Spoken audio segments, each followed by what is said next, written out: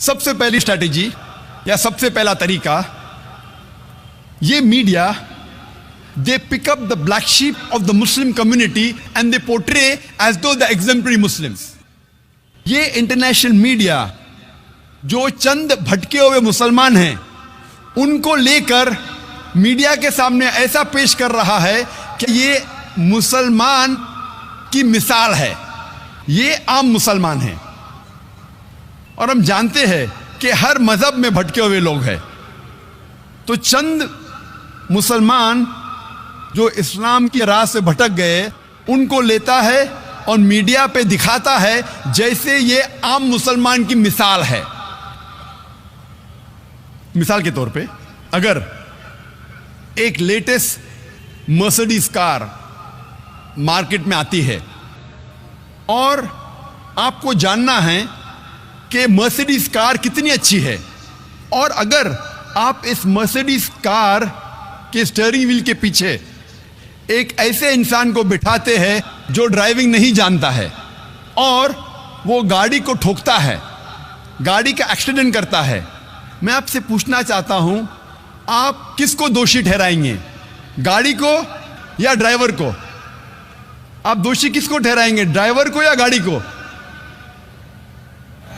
Driver کو، گاڑی کو نہیں. اگر آپ کو جاننا ہے کہ گاڑی کتنی اچھی ہے تو آپ گاڑی کے اسپیسیفیکیشنز کی جانچ کروائیے، اس کی سپیڈ کیا ہے، اس گاڑی کے گیئر ریشو کیا ہے، اس گاڑی کے سیفٹی میجرز کیا ہے، اس گاڑی کا بریک سسٹم کیسا ہے، اس گاڑی کا ایوریج کیا ہے. اگر آپ کو جاننا ہے گاڑی کتنی اچھی ہے تو گاڑی کی تحقیق کیجئے، ڈرائیور کو مت دیکھیے. اسی طریقے سے اگر آپ کو اسلام کے بارے میں جاننا ہے تو اسلام کی مذہبی کتابوں کا مطالعہ کیجئے، آپ قرآن پڑھیے اور صحیح حدیث کا مطالعہ کیجئے، پھر آپ کو پتا چلے گا اسلام کیسا مذہب ہے. آپ مسلمانوں کو مت دیکھیے. دوسری اسٹریٹجی جو انٹرنیشنل میڈیا استعمال کرتی ہے اسلام کو بدنام کرنے کے لیے، کہ وہ کئی بار قرآن یا حدیث کوٹ کرتی ہے، قرآن کی آیتوں کا حوالہ دیتی ہے بالکل آؤٹ آف کانٹیکسٹ. اور ایک آیت جو اکثر میڈیا میں بار بار دہرائی جاتی ہے وہ ہے سورہ توبہ کی آیت، سورہ نمبر 9 آیت نمبر 5، جس میں میڈیا کہتی ہے، اس میں لکھا ہے کہ جہاں بھی آپ کافروں کو پاؤ وہاں ان کا قتل کرو. اور جب آپ قرآن مجید کھولیں گے اور دیکھیں گے سورہ توبہ سورہ نمبر 9 آیت نمبر 5، اس میں برابر یہی لکھا ہے کہ جہاں بھی آپ کافروں کو پاؤ وہاں ان کا قتل کرو. لیکن یہ آیت آؤٹ آف کانٹیکسٹ ہے، پس منظر کے خلاف ہے. آپ جاننا چاہتے ہیں قرآن کا پیغام کیا ہے، آپ کو پس منظر کو پڑھنا پڑے گا. You have to read in context. اور جب کانٹیکسٹ پڑھتے ہیں، سورہ توبہ سورہ نمبر 9 آیت نمبر 1 سے پڑھتے ہیں، ہمیں پتہ لگتا ہے کہ ایک صلح تھی مسلمان اور مکہ کے مشرکین کے بیچ، اور یہ صلح ایک طرفہ مکہ کے مشرکین نے توڑ دی تھی. تو اللہ سبحانہ و تعالی سورہ توبہ سورہ نمبر 9 آیت نمبر 5 میں انہیں چیتونی دیتے ہیں، انہیں وارننگ دیتے ہیں، مکہ کے مشرکین کو خبردار کرتے ہیں اور کہتے ہیں آپ کے پاس 4 مہینے کا وقت ہے، آپ سدھر جاؤ ورنہ اعلان جنگ. اور جنگ کے میدان میں اللہ سبحانہ و تعالیٰ فرماتے ہیں اور مسلمانوں سے کہتے ہیں جب بھی دشمن، جب بھی کافر میدان جنگ میں آئیں تو جہاں بھی آپ کافروں کو پاؤ وہاں ان کا قتل کرو. یہ آیت میدان جنگ میں ہے. آپ پس منظر دیکھیں گے تو یہ آیت میدان جنگ میں اللہ سبحانہ و تعالیٰ فرماتے ہیں جب بھی دشمن میدان جنگ میں آپ کے ساتھ لڑنے آئیں، جو ایمان نہیں رکھتے، جو کافر ہے، آپ ڈرو مت، ان کے ساتھ ڈٹ کے مقابلہ کرو. اور عام طور پہ آپ جب بھی دیکھو کوئی بھی آرمی جنرل، مثال کے طور پہ ایک جنگ اگر ہو رہی تھی امریکہ USA اور ویتنام کے بیچ، but natural army general of USA یہ کہیں گا اپنے سپاہی سے جنگ کے میدان میں، وہ یہ نہیں کہیں گا ڈر جاؤ اور بھاگ جاؤ، وہ یہ کہیں گا کہ جب بھی ویتنامیز، جب بھی دشمن آئے آپ ڈرو مت، آپ ان کا قتل کرو۔ عام طور پہ کوئی بھی سپہ سالار، کوئی بھی آرمی جنرل اپنے سپاہی کی ہمت افزائی کرنے کے لیے جنگ کے میدان میں یہی کہیں گا کہ ڈرو مت، اب لڑو، جہاں بھی دشمن کو پاؤ آپ ان کا قتل کرو۔ تو وہی تو قرآن مجید میں اللہ سبحانہ تعالیٰ فرماتے، لیکن کئی بار دشمن اسلام آؤٹ آف کانٹیکسٹ کوٹ کرتے ہیں۔ اور انٹرنیشنل میڈیا کے علاوہ ہندوستان میں بھی کئی دشمن اسلام ہیں، اور ایک بہت فیمس رائٹر، لیکھک جو اسلام کے خلاف لکھتا ہے، اس کا نام ہے ارون شوری۔ وہ یہی آیت کا حوالہ دیتا ہے اپنی کتاب ورلڈ آف فتواز میں، اور کہتا ہے قرآن میں لکھا ہے سورہ توبہ سورہ نمبر 9 آیت نمبر 5 میں، جہاں بھی کافروں کو آپ پاؤ، بریکٹس میں وہ کہنا چاہتا ہے ہندو، جہاں بھی آپ کافروں کو پاؤ وہاں ان کا قتل کرو۔ میں پوچھتا ہوں کہ اتنے ہندو یہاں رہ رہے ہیں، کیا عام طور پہ مسلمان ہندو کا قتل کرتا ہے؟ اور ورس نمبر 5 کے بعد ارون شوری چھلانگ مارتا ہے ورس نمبر 7 پہ۔ کیوں؟ کیونکہ ورس نمبر 6 میں اس کی بیماری کا علاج ہے۔ ورس نمبر 6 میں کوئی بھی انسان جس کے پاس تھوڑا بھی عقل ہے وہ فوراً پہچان لے گا کہ اس میں کچھ گڑبڑ ہے، کیونکہ ورس نمبر 6 میں اس کی بیماری کا علاج ہے۔ ورس نمبر 6 سورہ توبہ سورہ نمبر 9 آیت نمبر 6 میں اللہ تعالیٰ فرماتے کہ اگر مشرک، اگر کافر، اگر آپ کے دشمن امن چاہتے ہیں تو انہیں صرف چھوڑ مت دو، لیکن ان کو حفاظت کے ساتھ ایسی جگہ پہ لے جاؤ جہاں وہ محفوظ ہے۔ escort them to a place of security۔ دشمن کو صرف چھوڑو مت، ان کے ساتھ جاؤ اور ایسی جگہ پہ انہیں چھوڑ آؤ جہاں وہ محفوظ ہے۔ آج کے تاریخ میں کتنا بھی دیالو سپاہ سالار اگر دشمن امن چاہتا ہے کہیں گا اپنے سپاہی سے چھوڑ دو، بٹ کوئی سپاہ سالار یہ نہیں کہیں گا کہ اس کو اسکارٹ کرو، اس کو حفاظت کے ساتھ ایسی جگہ پہ لے جاؤ جہاں وہ محفوظ ہے۔ اور قرآن میں اللہ تعالیٰ یہی فرماتے ہیں کہ اگر دشمن، اگر کافر، اگر مشرک صلح چاہتے ہیں، امن چاہتے ہیں، تو انہیں حفاظت کے ساتھ ایسی جگہ لے جاؤ جہاں وہ محفوظ ہے۔ تیسری اسٹریٹجی، تیسرا طریقہ جو انٹرنیشنل میڈیا اسلام کو بدنام کرتا ہے وہ ہے، وہ کچھ اسلام کے الفاظ یا قرآن میں سے کچھ الفاظ لیتی ہے اور اس کا غلط ترجمہ کرتی ہے اور اسلام کو بدنام کرتی ہے۔ اور سب سے زیادہ بدنام لفظ اسلام اور قرآن میں جو موجود ہے، جو میڈیا جو سب سے زیادہ بدنام کرتی ہے آج کی تاریخ میں، وہ ہے لفظ جہاد۔ اور میڈیا ایسا پیش کرتی ہے کہ جہاد کی معنی کیا ہے؟ میڈیا کہتی ہے کہ جہاد مطلب کوئی بھی مسلمان جب جنگ کرتا ہے کوئی بھی وجہ سے، چاہے اپنی ذاتی وجہ ہو، چاہے پیسے کے لیے ہو، چاہے پاور کے لیے ہو، چاہے طاقت کے لیے ہو، چاہے علاقے کے لیے ہو، کوئی بھی وجہ سے اگر مسلمان لڑتا ہے اسے کہتے ہیں جہاد۔ جہاد کی معنی بالکل نہیں ہے۔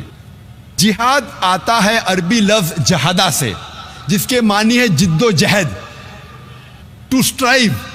جہاد مینس ٹو اسٹرگل۔ اور اسلامک شریعت اس کی معنی ہے کہ جب ایک انسان اپنے نفس کے خلاف جد و جہد کرتا ہے اللہ سبحانہ و تعالیٰ کے احکامات پہ عمل کرنے کے لیے، اسے کہتے ہیں جہاد۔ یہ افضل جہاد ہے۔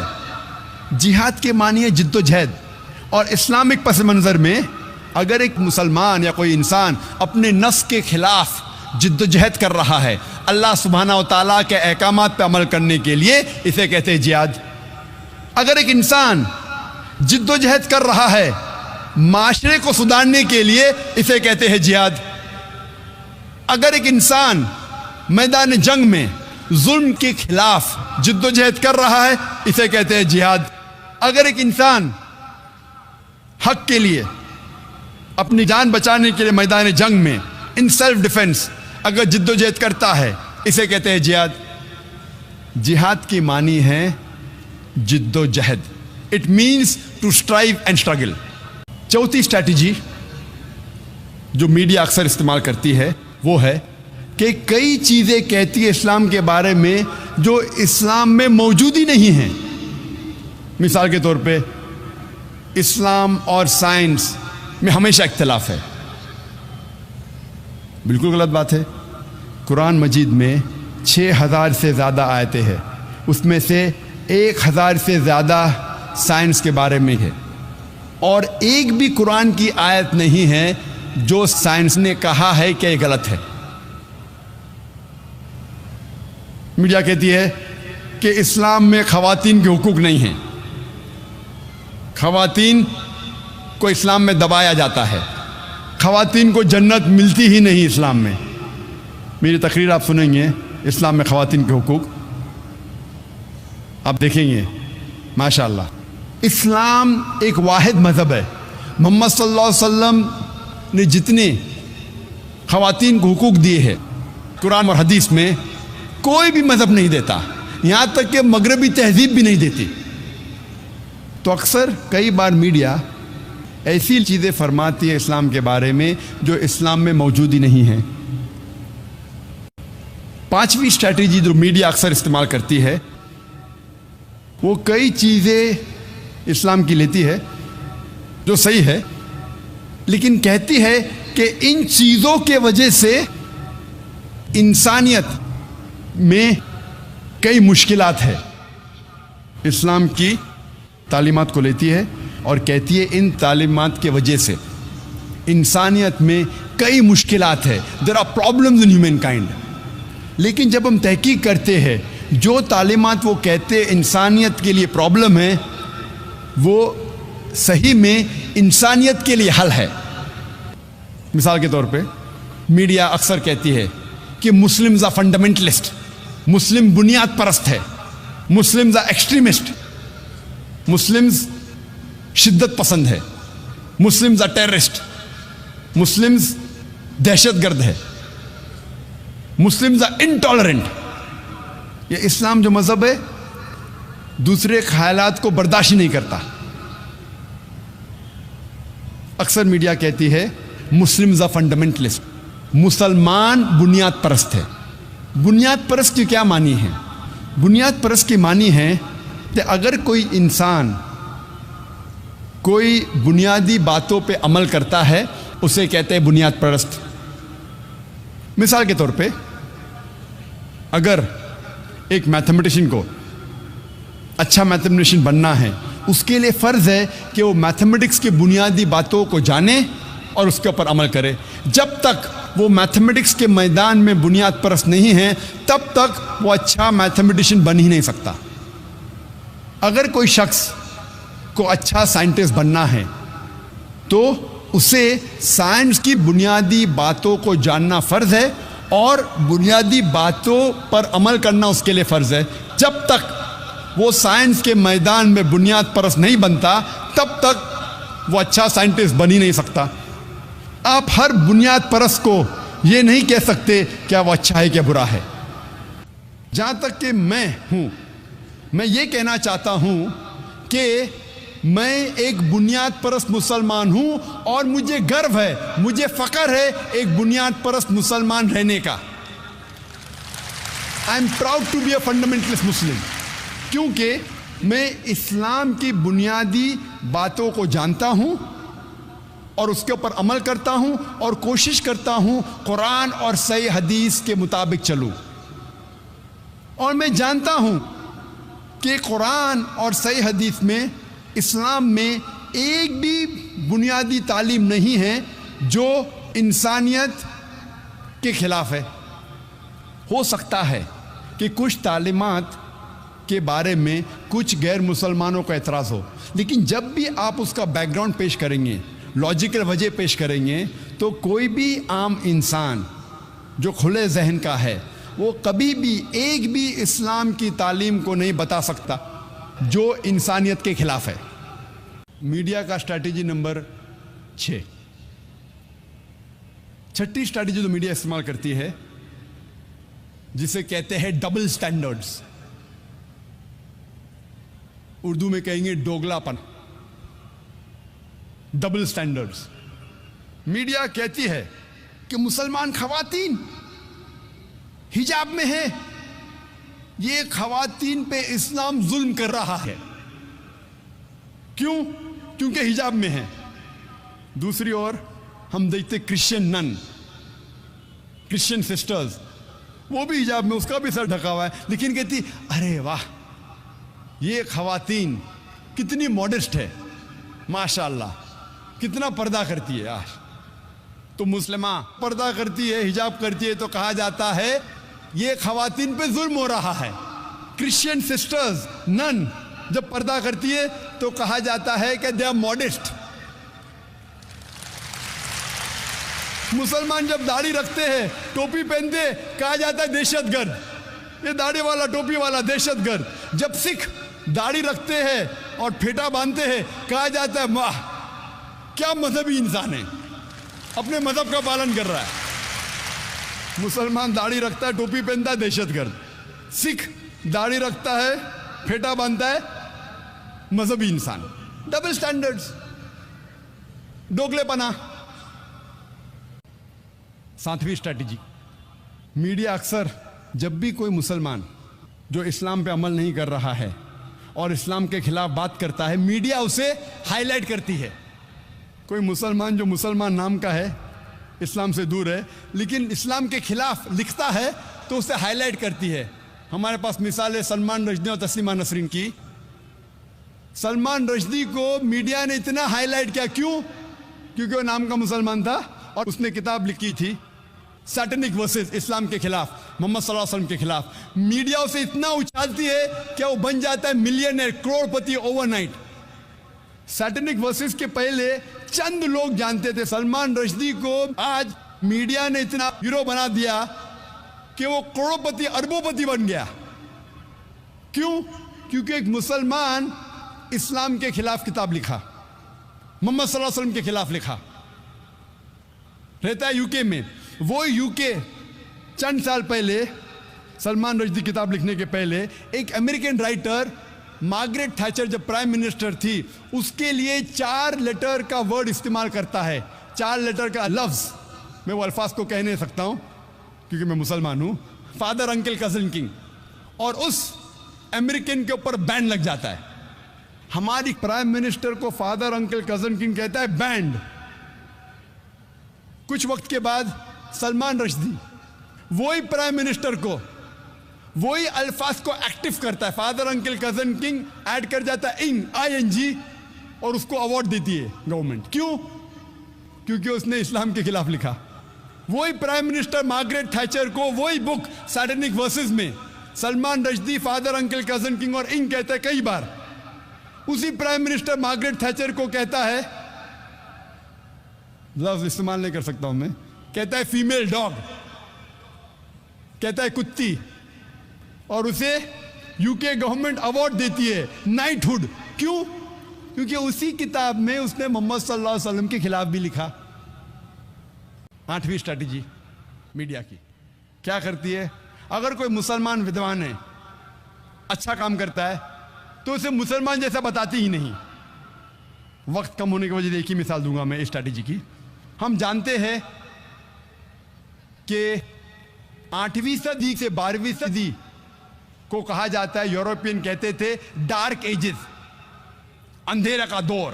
ڈارک ایجز کہاں اندھیرے کا دور تھا؟ وہ اندھیرے کا دور تھا یورپینز کے لیے، انگریز کے لیے۔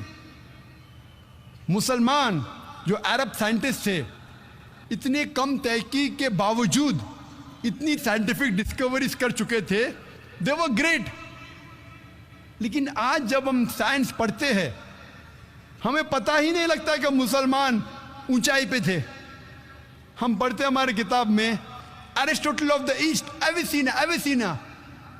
ایویسینا انگریز نام لگتا ہے نا، اس کا اصل نام ہے علی ابن سینا۔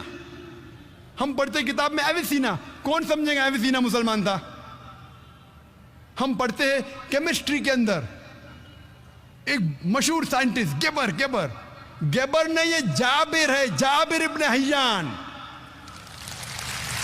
کون سمجھے گا گیبر مسلمان ہے؟